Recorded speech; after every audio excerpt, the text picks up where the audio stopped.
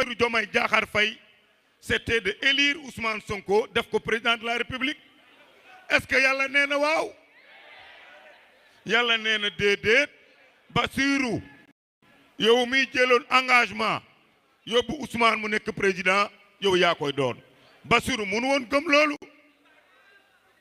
Ousmane yow mi créé woon parti nekk président di Pastef tey yaay nekk premier ministre Bassirou Diomaye Faye yàlla woone na boppam waay ëllëg tamit buy def dara di ko dogal du taggu Ousmane Sonko du taggu Bassirou du taggu Farba man nag sénégalais laa boo xam ne comme tous les sénégalais justice soxla ma mais lu tax man justice du ma soxla maay kan ba justice du ma soxla mais booy lever immunité parlementaire du ma juriste comme les avocats que vous voyez ou les avocats de Farba Ngom ñi nga xam ne demain bu ci yàlla àndee am nañu conférence de presse wax ak askan bi ci Café de Rome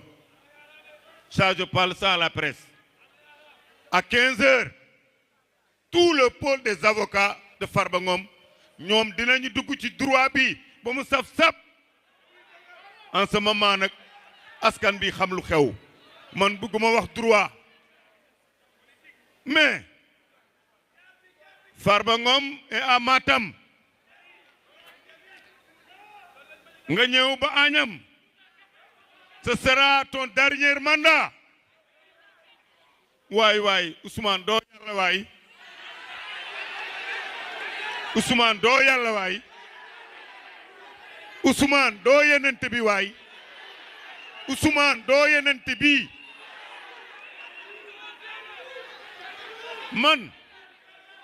même si je dois su ma waree dem dugg kaso ce sera dignement que je le ferai mais pas ragal dellu ginnaaw te tamit tout est politique mais yow mi gère état tu sais que kii kenn musu koo nommé